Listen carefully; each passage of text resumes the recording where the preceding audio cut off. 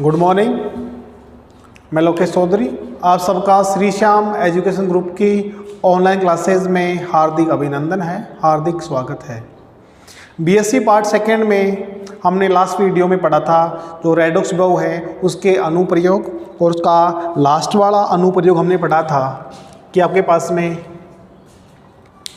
जो लास्ट वाला चौथा अनुप्रयोग था कि आपके पास में कौन से जो हाइड्रोजन अम्ल हैं वो किस धातुओं के साथ में आपके पास में H2 गैस मुक्त करते हैं और H2 गैस मुक्त नहीं करते हैं।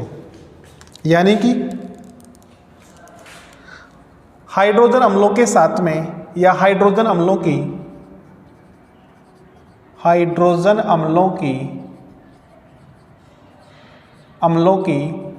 H2 गैस मुक्त करने की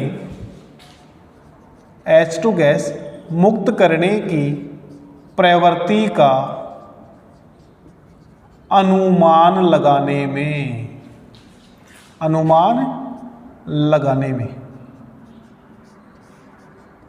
यानी कि आपके पास में जो हाइड्रोजन अम्ल हैं वो H2 गैस मुक्त करेंगे या नहीं करेंगे उसका हम अनुमान लगा सकते हैं। और कैसे लगाते हैं, अगर आपके पास में रेडॉक्स विभव का मान, यदि आपके पास में कोई भी आपके पास में मेटल है, उस मेटल का रेडॉक्स विभव या रेडॉक्स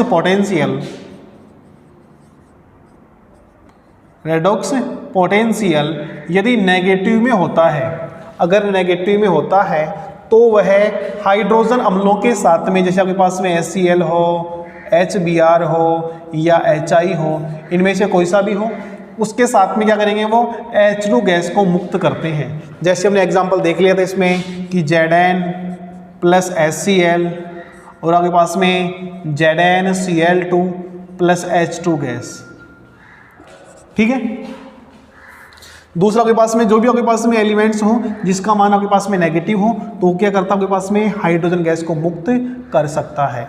जैसे आपके पास में हमने एक एग्जांपल लिया था 2Ki वो 2 पोटेशियम प्लस 2HI और 2Ki प्लस H2 गैस,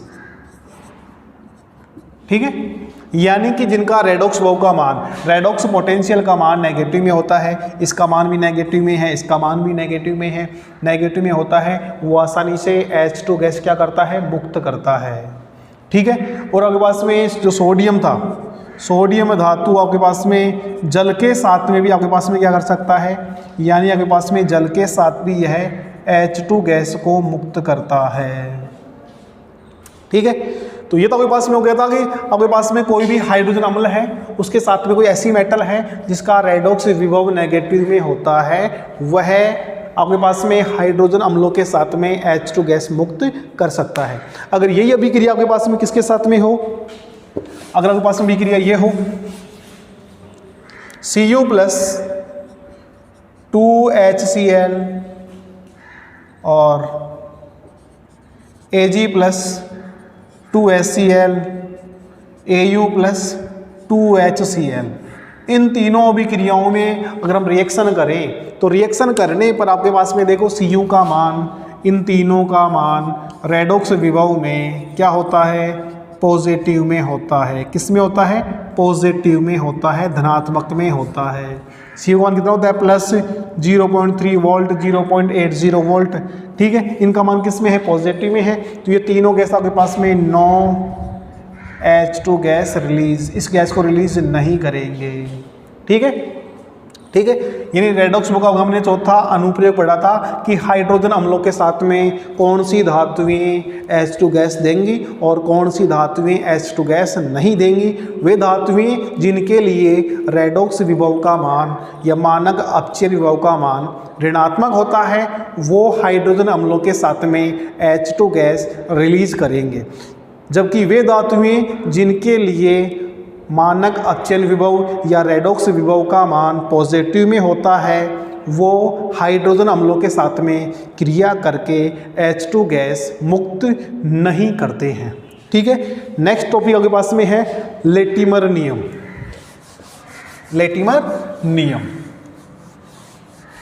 ये चार अनुप्रयोग कंप्लीट हो गए हैं।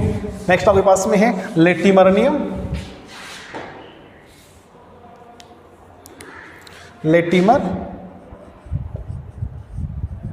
नियम, लेटिमर नियम, इसका जो प्रतिपादक था, इसका जो प्रतिपादक कौन है, लेटिमर ही है। और ये नियम कब दिया उसने, 1952 में दिया। ठीक है, लेटिमर नियम क्या है, देखो, यदि किसी सेल अभिक्रिया में, यदि किसी सेल अभिक्रिया में आपके पास में कैथोड व एनोड दोनों प्रेजेंट हैं, किसी सेल अभिक्रिया में रेडॉक्स विभव का जो अंतर है, रेडॉक्स विभव का अंतर यदि 0.6 वोल्ट से अधिक होता है तो अभिक्रिया संपन्न होगी। यानी आपके पास में रेडॉक्स विभव का मान 0.6 वोल्ट से ज़्यादा होगा तो अभिक्रिया होगी, और 0.6 वोल्ट से कम होगा तो वह अभिक्रिया नहीं होगी।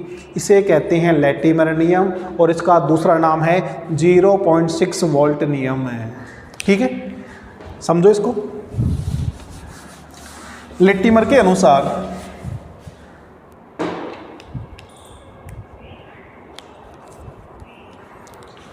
लेटिमर के अनुसार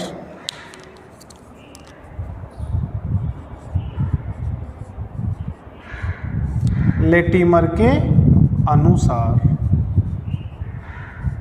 यदि किसी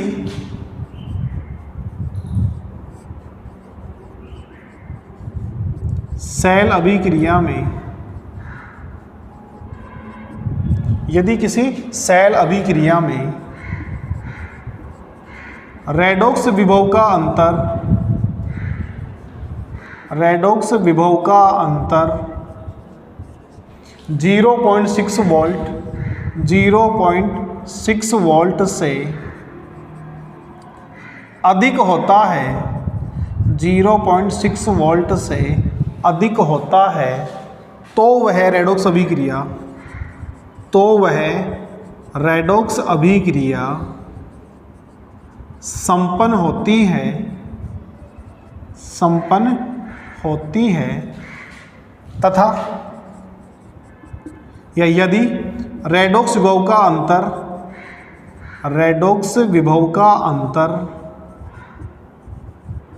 रेडॉक्स विभव का अंतर 0.6 वोल्ट से, 0.6 वोल्ट से कम होने पर, 0.6 वोल्ट से कम होने पर, कम होने पर अभिक्रिया,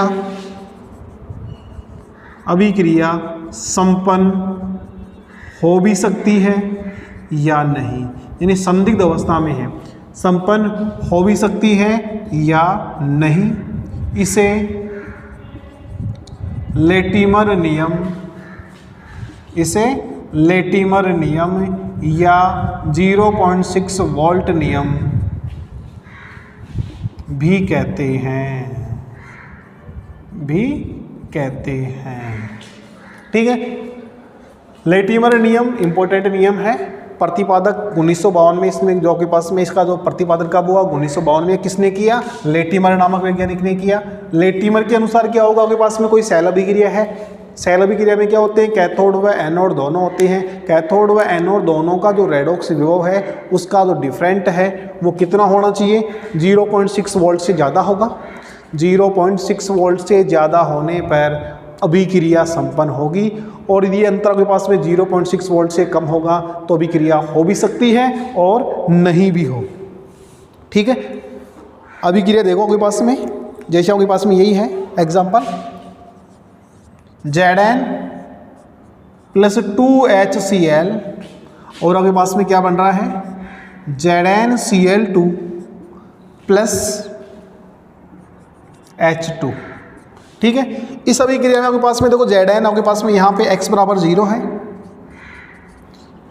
x = 2, यानी Zn से Zn + 2 बन रहा है, यानी आपके पास में कौन सी अभिक्रिया, और यहाँ पे ऑक्सीडेशन हो रहा है, और जहाँ पे ऑक्सीडेशन होता है वो किसका कार्य करता है, आपके पास में एनोड का कार्य करता है। यहाँ पे HCl से H2 बन रहा है, यानी यहाँ पे क्या हो रहा है, आपके पास में रिडक्शन हो रहा है, और जहाँ पे रिडक्शन होता है वहाँ पे क्या होता है, कैथोड होता है।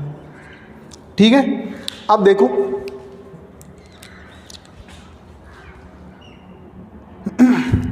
एनोड पर अर्ध सेल अभिक्रिया, एनोड पर अर्ध सेल अभिक्रिया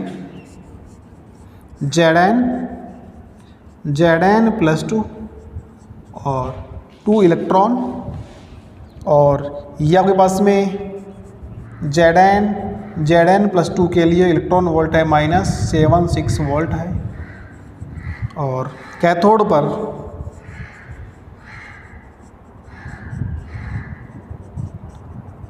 अर्ध सेल अभिक्रिया, जो कैथोड है वहाँ पे जो अर्ध सेल अभिक्रिया होगी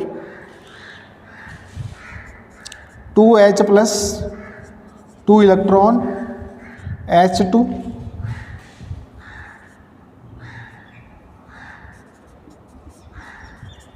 इसके लिए आपके पास में 0.0 वोल्ट। ठीक है, नेट रिएक्शन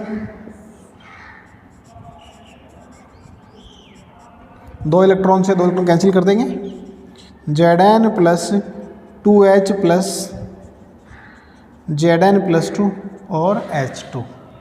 ठीक है, इसके लिए हम निकालेंगे सेल विभव का अंतर, निकाल लेंगे सेल विभव का अंतर E0 सेल बराबर E0 cathode minus E0 anode, different निकालेंगे 0.0 वोल्ट माइनस 0.76 वोल्ट, और E0 सेल बराबर प्लस 0.76 वोल्ट, यानी अभिक्रिया संपन्न होगी। यानी कि जो लेटिमर नियम है उसके आधार पे यह अभिक्रिया आसानी से कंप्लीट होगी। इसको आप नोट करो, फिर हम आगे देखते हैं।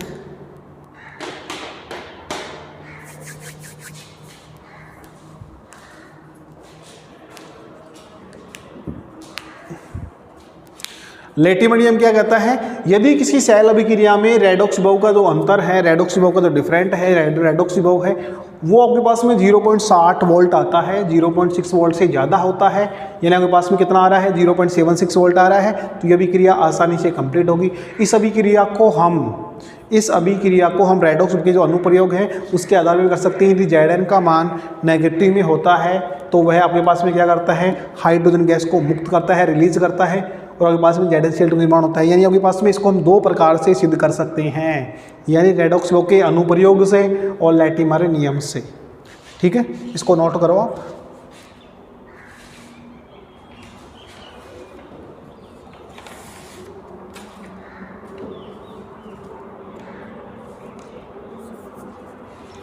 लेटिमर नियम,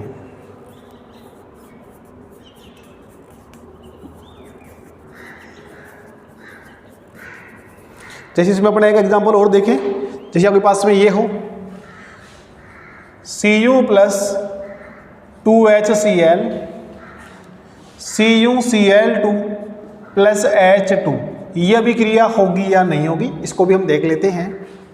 ठीक है, यानी आपके पास में Cu से Cl2 बन रहा है, Cu से Cl2 हो रहा है, यानी आपके पास में, और H2 से आपके पास में ये बन रहा है, यानी ये आपके पास में क्या होगा, Cu से Cu+2, यानी आपके पास में यहाँ पे क्या हो रहा है, ऑक्सीडेशन हो रहा है, ये आपके पास में क्या हो रहा है, रिडक्शन हो रहा है। यानी इसी के तर्ज पे हम समझे, देखो एग्जांपल लेके, ये भी क्रिया पे कंप्लीट हो रही है। दूसरा हम देखें यहाँ पे एग्जांपल लेंगे, क्यों भी क्रिया होगी या नहीं होगी। जैसे Cu+2HCl CuCl2+H2 गैस, ये अभिक्रिया यहाँ पे होगी या नहीं होगी, उसके लिए देखो Cu से Cl2 बन रहा है, यानी आपके पास में यहाँ पे क्या हो रहा है, ऑक्सीडेशन हो रहा है। क्या हो रहा है यहाँ पे, ऑक्सीडेशन हो रहा है, और यहाँ से आपके पास में ये बन रहा है, आपके पास यहाँ पे क्या हो रहा है, आपके पास में रिडक्शन हो रहा है। ठीक है, Cu से Cu+Cl2 बन रहा है आपके पास में, इससे आपके पास में ये वाला बन रहा है। तो आपके पास में जहाँ पे जो ऑक्सीडेशन है ये किसका कार्य करेगा, आपके पास में एनोड का, और ये आपके पास में यहाँ पे क्या है, कैथोड है। जहाँ पे रिडक्शन हो रहा है वो कैथोड की बात ही कार्य करेगा। तो आपके पास में एनोड पर अर्ध सेल अभिक्रिया, एनोड पर अर्ध सेल अभिक्रिया Cu+2 और 2 इलेक्ट्रॉन, ठीक है। और आपके पास में Cu+2 के लिए जो मान आपके पास होता है प्लस 0.34 वोल्ट। कैथोड पर अभिक्रिया, कैथोड पर अर्ध अभिक्रिया, और क्या बनेगा देखो 2H+ 2 इलेक्ट्रॉन और H2, और इसके लिए आपके पास में क्या होगा, मान 0.0 वोल्ट होता है। नेट रिएक्शन के लिए 2 इलेक्ट्रॉन से 2 इलेक्ट्रॉन कैंसिल कर देंगे, Cu 2H+, Cu+2 और H2। E0 सेल वाला मान निकालेंगे तो क्या होगा देखो, कैथोड की वैल्यू कितनी है आपके पास में, कैथोड कार्य कौन कर रहा है 0.0 माइनस 0.3 वोल्ट, और आपके पास में कितना आएगा -3 वोल्ट आंसर आएगा। अगर आपके पास में मान देखो कितना है 0.6 वोल्ट से कम होगा, यानी आपके पास में ये रिएक्शन नहीं होगी, ठीक है, यानी आपके पास में ये वाली अभिक्रिया नहीं होगी, क्योंकि इसका मान कितना आ रहा है आपके पास में -0.34 वोल्ट। और दूसरा आपके पास में ये रेडॉक्स अनुप्रयोग से भी अभिक्रिया क्या है, गलत है, क्योंकि आपके पास में क्या है, इसका मान पॉजिटिव में ज़्यादा होता है, वो कैथोड का कार्य करता है। ये आपके पास में कैथोड होना चाहिए था, ये क्या होना चाहिए था, एनोड होना चाहिए था, ठीक है। तो ये अभिक्रिया यहाँ पे नहीं होगी, ठीक है। आगे चलते हैं नेक्स्ट टॉपिक के ऊपर।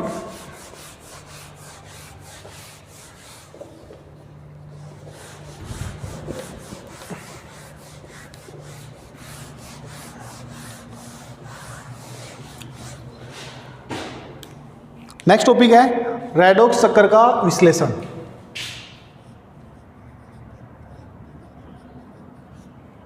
रेडॉक्स चक्कर का विश्लेषण, analysis of redox cycle, redox cycle या रेडॉक्स चक्कर का विश्लेषण, ठीक है।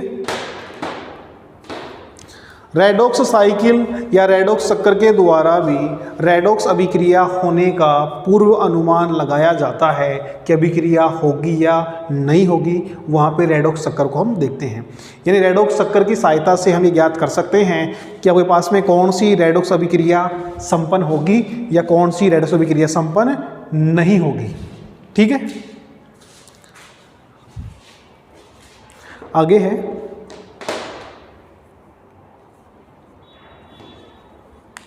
रेडॉक्स चक्र विश्लेषण के द्वारा, रेडॉक्स चक्र विश्लेषण के द्वारा रेडॉक्स अभिक्रिया होने का, रेडॉक्स रिएक्शन होने का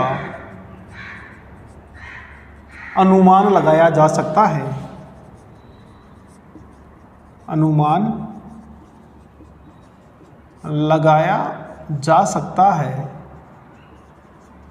अनुमान लगाया जा सकता है कौन सी अभिक्रिया होगी या कौन सी अभिक्रिया नहीं होगी। किसी तत्व की विभिन्न ऑक्सीकरण अवस्थाओं को उसके रेडॉक्स विभव के साथ, किसी तत्व की विभिन्न ऑक्सीकरण अवस्थाओं को, विभिन्न ऑक्सीकरण अवस्थाओं को रेडॉक्स विभव के साथ, रेडॉक्स विभव के साथ, रेडॉक्स विभव के साथ रेडॉक्स चार्ट के द्वारा, रेडॉक्स चार्ट के द्वारा,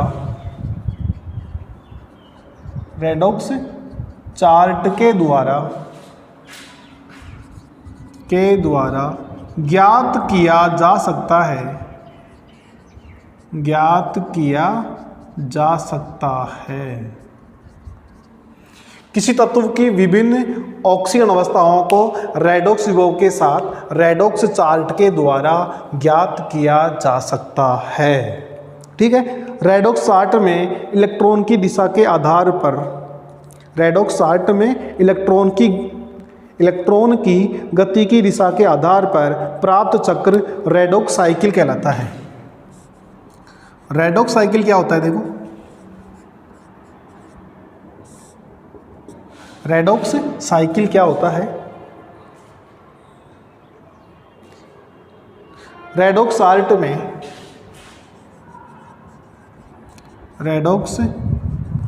में इलेक्ट्रॉन की गति के आधार पर, इलेक्ट्रॉन की गति के आधार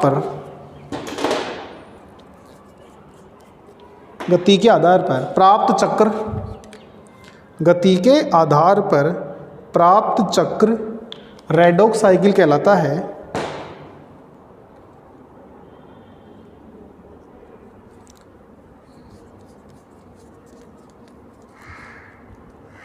आधार पर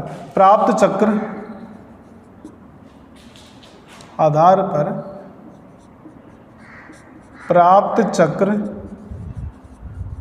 रेडॉक्स साइकिल कहलाता है। और रेडॉक्स चार्ट में जो इलेक्ट्रॉन की गति होती है वो कैसी होती है? यानी क्लॉकवाइज या एंटी क्लॉकवाइज। हम कह सकते हैं एंटी क्लॉकवाइज यानी वामावर्त। कैसी होती है? वामावर्त। ठीक है, यानी रेडॉक्स चक्र, रेडॉक्स साइकिल वामावर्त नियम का पालन करता है। वामावर्त नियम का पालन करता है।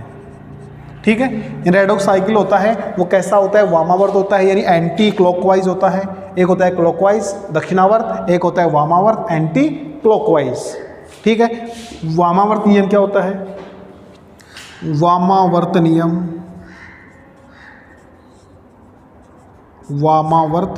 नियम क्या है? देखो, यदि दो रेडॉक्स तंत्र या दो अर्धशैल अभिक्रियाएं परस्पर वामावर्त तीरों के द्वारा जुड़े हों तो रेडॉक्स साइकिल में अभिक्रिया की दिशा तीरों की दिशा के समान होती है। ठीक है, यानी आपके पास में कोई रेडॉक्स तंत्र है या दो अर्धशैल अभिक्रियाएं हैं और दोनों अर्धशैल अभिक्रियाओं में जो रिएक्शन है वो आपके पास में कैसी हो? वामावर्त दिशा में हो, यानी एंटी क्लॉकवाइज दिशा में आपके पास में जुड़े हो। ठीक है, यदि दो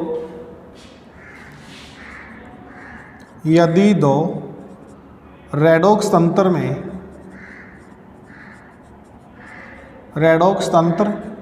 या दो अर्धशैल अभिक्रियाएं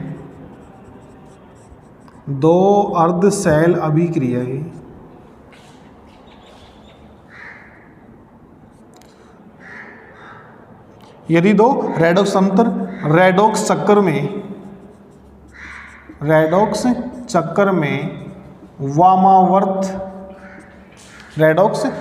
में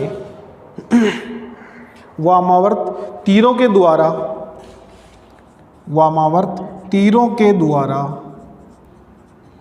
जुड़े हों, वामावर्त तीरों के द्वारा जुड़े हों तो अभिक्रिया की दिशा वामावर्त होती है, जिसे वामावर्त नियम कहते हैं। ठीक है, दिशा वामावर्त क्यों कहते हैं? वामावर्त नियम कहते हैं। ठीक है, अब इसमें बड़ा एग्जाम्पल लेंगे और एग्जाम्पल लेके हम इसको एक ग्राफ के द्वारा रिप्रेजेंट करेंगे, ग्राफ के द्वारा इसको हम समझेंगे। इसको नोट करो आप।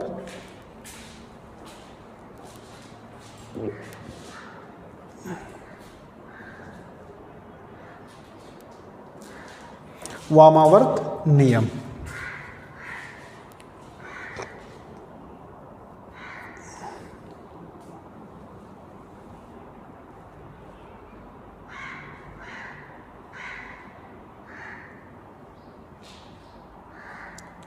इसका एग्जांपल देखो रेडॉक्स चक्कर का।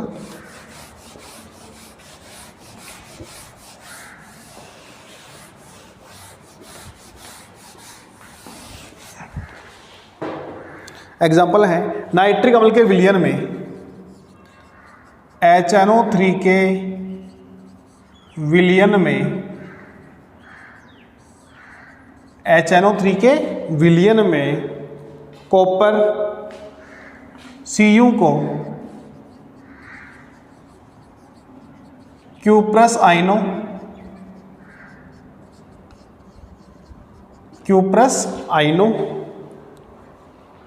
में ऑक्सीकृत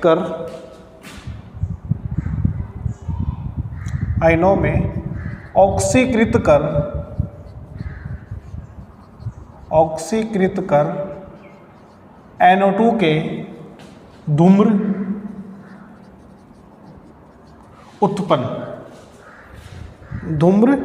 उत्पन्न करता है। NO2 के धूम्र उत्पन्न करता है। और क्या रिएक्शन होती है वो देखो। नाइट्रिक विलयन आपके पास में नाइट्रिक अम्ल है, नाइट्रिक अम्ल में आपके पास में जो Cu है, नाइट्रिक अम्ल के विलयन में जो Cu है वो Cu प्लस आयनों में ऑक्सीकृत होकर NO2 के जो धूम्र बनाता है। जैसे आपके पास में देखो उपरोक्त कथन में दो परिवर्तन हो सकते हैं।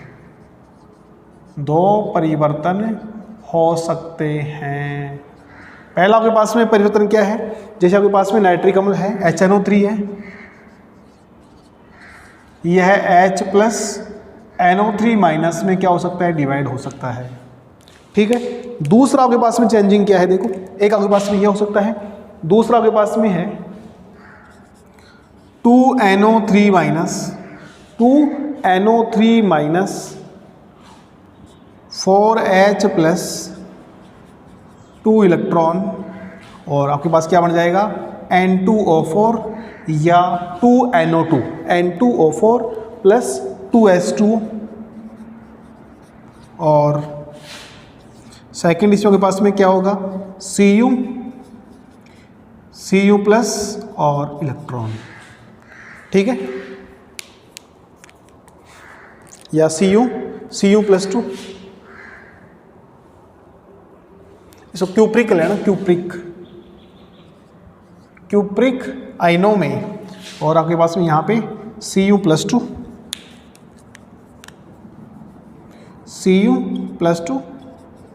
2 इलेक्ट्रॉन, नेट रिएक्शन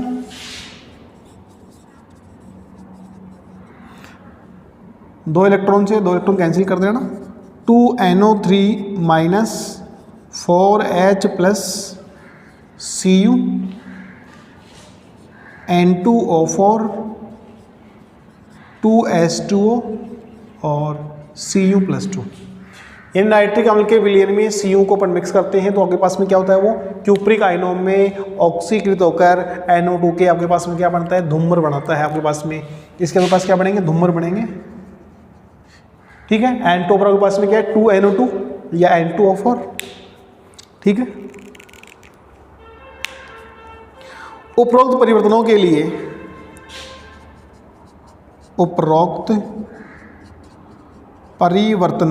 लिए रेडॉक्स विभव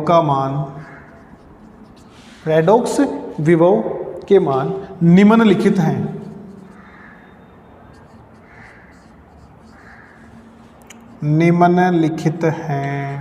और पहला आपके पास में है E0 बराबर NO3 माइनस N2O4। इसके लिए जो वैल्यू है वो हो गया आपके पास में प्लस 0.8 वोल्ट। और Cu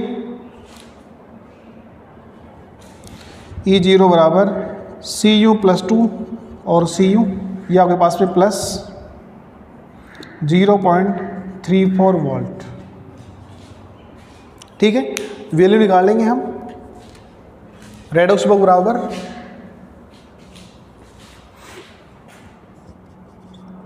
E0 सेल बराबर E0 कैथोड,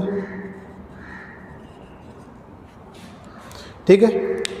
जिसका मान पॉजिटिव में ज़्यादा है वो कैथोड है, जिसका कम है वो एनोड है। तो E0 सेल बराबर प्लस 0.80 माइनस 0.34, और 0.80 में से 0.34 माइनस कर लेंगे, 0.46 वोल्ट धनात्मक में है। उपरोक्त रेडियो के आधार पर अभिक्रिया संदिग्ध अवस्था में होती है। इसका मान कितना होगा आपके पास में 0.46 आ रहा है, और आपके पास में लैटिमर नियम से आपके पास अभिक्रिया क्या होगी, संदिग्ध है, हो भी सकती है, नहीं भी हो सकती, क्योंकि ये मान कितना होना चाहिए आपके पास में 0.6 वोल्ट होना चाहिए। उपरोक्त रेडॉक्स विभव के आधार पर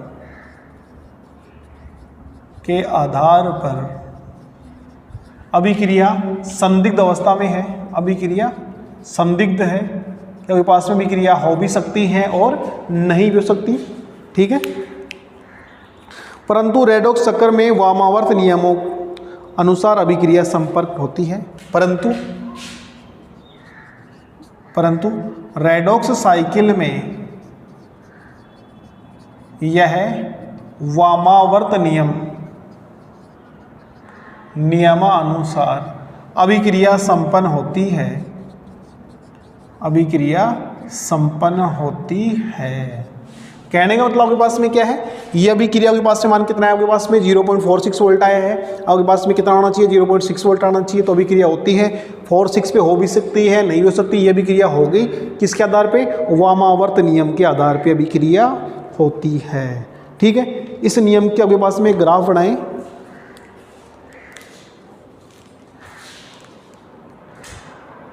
इस नियम के आधार पे वे ग्राफ बनाएंगे, और ग्राफ बना के आधार पे इसको हम समझें।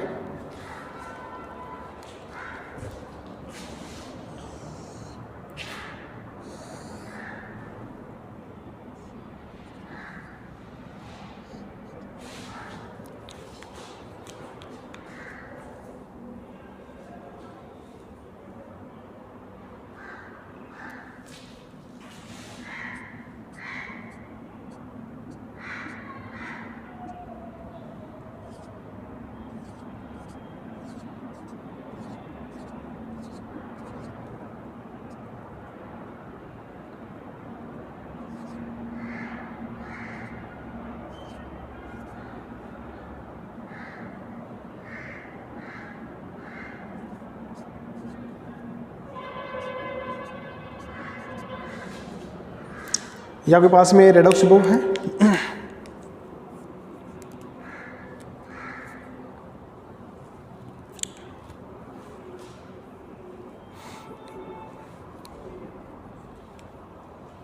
और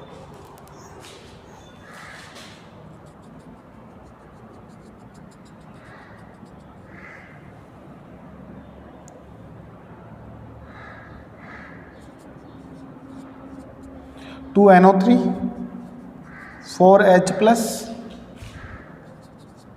2 इलेक्ट्रॉन N2O4 प्लस 2S2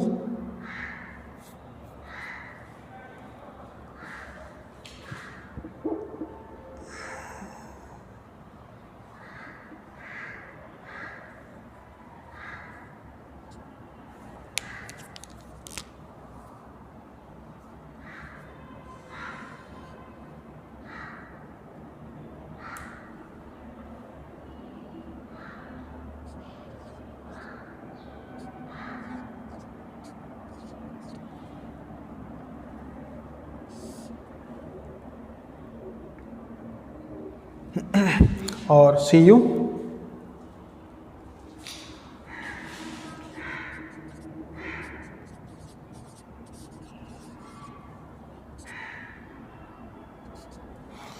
आप देखो आपके पास में क्या है,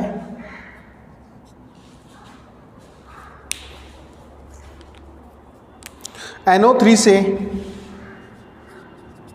N2O4 और Cu से Cu+2। यानी NO3 आपके पास में जो अभिक्रिया का चक्कर आपके पास में कैसा है, एंटी क्लॉकवाइज है, यानी कैसा आपके पास में वामावर्त, कैसा आपके पास में एंटी क्लॉकवाइज है। यानी आपके पास में NO3 से N2O4 और Cu से आपके पास में Cu+2 बन रहा है, यानी कि आपके पास में जो विभव है 0.80, ठीक है, और ये आपके पास में 0.34, तो आपके पास में घड़ी आपके पास में कैसी है, अगर ये नीचे बढ़ता ग्राफ तो कैसा होता है आपके पास में क्लॉकवाइज दक्षिणावर्त, आपके पास में कैसा है एंटी क्लॉकवाइज है, ठीक है। यानी ये जो आपके पास में आपके पास में 0.80 वोल्ट है, ये आपके पास में जिसका मान पॉजिटिव में ज़्यादा होता है वो कैथोड कार्य करता है, ये आपके पास में एनोड का कार्य कर रहा है। जो कैथोड है उसकी डायरेक्शन आपके पास में कैसी है एनोड की, और आपके पास में जो कैसी है आपके पास में एंटी क्लॉकवाइज है, कैसी है आपके पास में वामावर्त। इसे कहते हैं आपके पास में रेडॉक्स चक्र। ये रेडॉक्स चक्र किसके लिए आपके पास में, इस अभिक्रिया के लिए है, ठीक है। यानी आपके पास में NO3 से N2O4 बन रहा है, यानी आपके पास में N2O4 का जो फॉर्मेशन है, ठीक है। फिर आपके पास में देखो अब इसके पास में ये आपके पास में 0.8 वोल्ट है, कि आपके पास किसका कार्य कर, आपके पास में कैथोड का, या आपके पास में क्या एनोड है, तो आपके पास में डायरेक्शन आपके पास में क्या होगी, एंटी क्लॉकवाइज होगी, ठीक है। ये आपके पास में रेडॉक्स चक्र का विश्लेषण। आगे बाकी तो नेक्स्ट टॉपिक नेक्स्ट वीडियो में देखेंगे। धन्यवाद।